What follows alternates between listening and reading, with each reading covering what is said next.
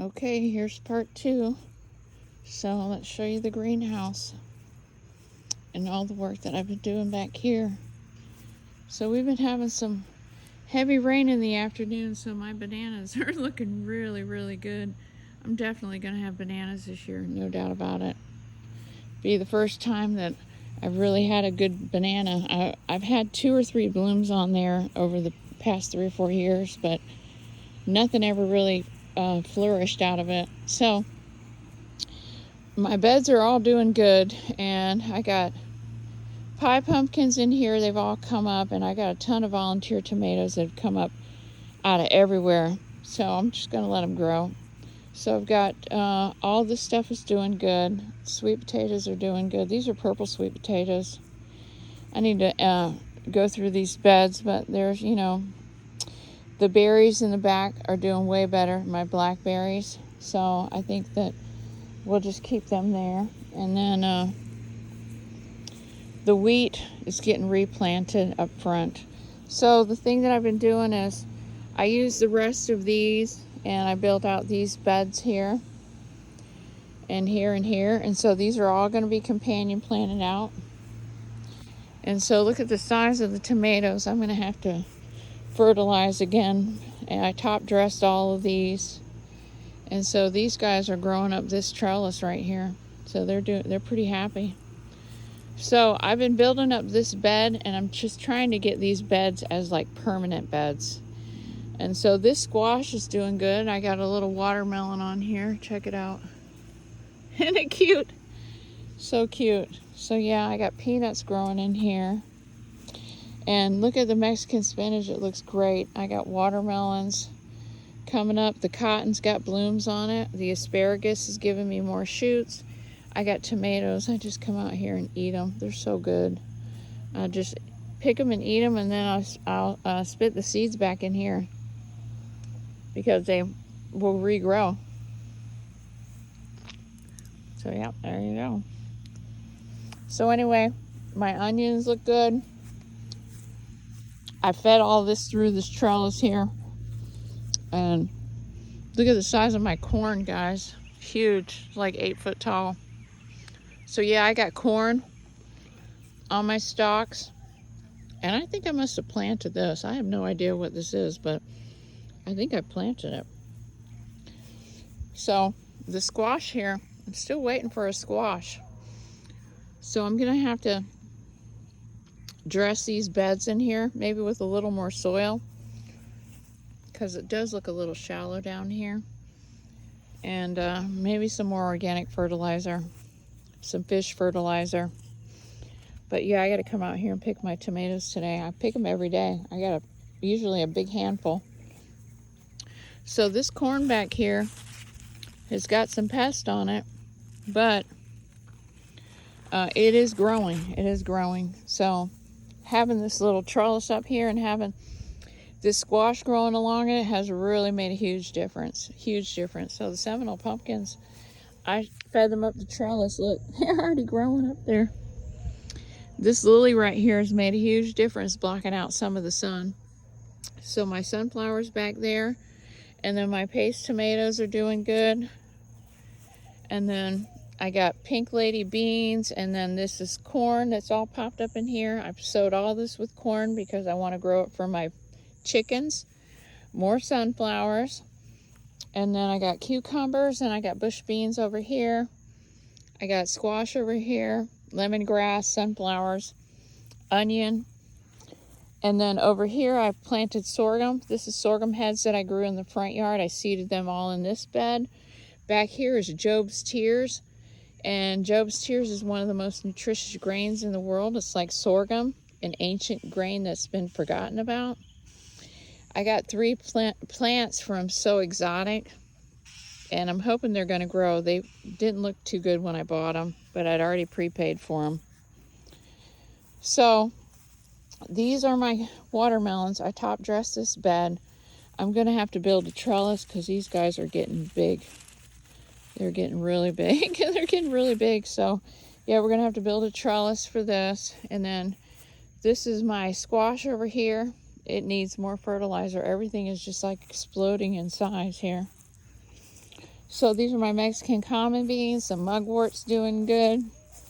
My black zucchini, I just top dressed this the other day, so it's already starting to respond with some darker leaves. You can see these are all new leaves on here. And so this is my echinacea cantaloupe here. I got lettuce back here. I've been top dressing this bed and I've kind of buried my lettuce, so I'm gonna have to reseed the lettuce. These are tomatoes. I'm growing up both sides of these trellises, so I top dressed these beds, and so the okra is coming back now with more of a fighting chance. I had a lot of pests on it, so I sowed this bed with seed, but as you can see, it looks like animals been in here eating. They're eating the corn out of here. And in the meantime, they've about killed my purple, my pink banana pumpkins. So I got 3 surviving strawberry plants, but I lost all the other ones. I got a piece of oregano here. I planted some more collards because the collard greens have been feeding the pest and keeping them off of destroying everything else. So I got peas over here, and that's red okra. That's regular okra. I got red okra in the front yard too. This is crookneck squash. It's a rosemary plant that I bought the other day. And then I've got greens and things planted in here. Those are russet tomatoes. And then these are the trees that I'm going to move around to the front yard. I grew these from seed. So these are lemons, and then I've got a jackfruit right here that survived. So I'm going to put this in its own pot in the front yard. Those are the orange trees that I got from what I call the original Garden of Eden that was in Florida. And so yeah, I just trimmed out all of these beds here, and they're going to have to be, of course, they're going to have to be filled in. And then I way pruned up my lemon tree. My Meyer lemon tree has been struggling for a long time, so I decided, you know what, I'm going to build a companion plant bed around it. There's a rabbit's nest in there. And I cut back a bunch of the branches, and then I'm going to cover it with a net. So that's what we got going on for the garden. So I'm super excited. I have been working so hard. I have done all of this work myself, and it has been incredibly exhausting, but I'm very proud of myself, because if you knew me, you'd know. But you know, it's been a lot of work, and it's been super hard and painful, but I'm so glad that I've done it, and I'm so proud of myself for doing it. So yeah, here's the greenhouse. I'll stand back and show you. We're getting a full-blown orchard, food forest, and self-sustainable household here, guys. I'm so excited to be on this journey with y'all. So yep, here's the beds, and gonna finish filling all these up. Got just a couple more to go, and then get these guys worked in. Some stuff moved to the front. Finish that fence, and we're on to building the chicken coop. So here's part of my wood for my chicken coop, and it's going over at my parents' house, and that's part of it. That's for the roof. That's all recycled material. So that's going to go over to my parents, and then there's some fence right there. But I'm going to redo this red swing here. I'm going to rebuild a base for it. And then my husband and I are actually going to build a pond back here where those blue chairs are. We're going to build a little pond there for the dogs. And I'm going to fix my swing. Have it back here as a nice little sitting area. So yeah, I've got a lot of stuff planned here, and I'm super excited. I guess my husband knows I'm serious now. He's had to see me practically kill myself here. So with that, when you come and find me, I'll be here, because we're living in the past, the present, and the future all at the same time. Finally get to burn this pile of yard trimmings and stuff now that we're rescinded from our burn ban. And so yeah, so that's what we got going on, guys, and this is where I've been. So next week we'll be back on the channel reviewing books. I'm in the middle of reading the book called The Madman's Will. It's a story about John Randolph of Roanoke, and how he, in his will and testament upon death, he wanted to free his slaves, and give them reparations for everything that they'd endured. And it was really interesting how he had to go. So with that, when you come and find me, I'll be here. We're living in the past, present, and the future all at the same time. And it's really amazing that we've come full circle.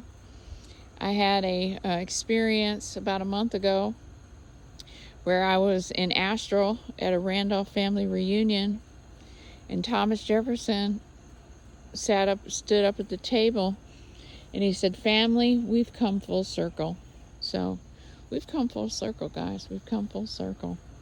So there's a lot of interesting stuff coming on the channel. We're going to be doing recipes from the first American cookbook, which was written by Mary Randolph.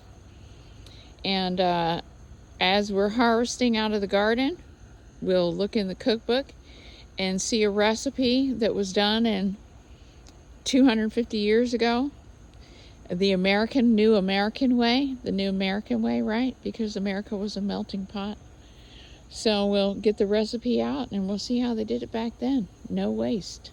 So with that, thank you for watching Sacred Enzyme and the 13th Archetype. Don't forget to subscribe to both channels, like, and share the videos. Have a great day, everyone, and I hope to catch you on the next one. Bye-bye.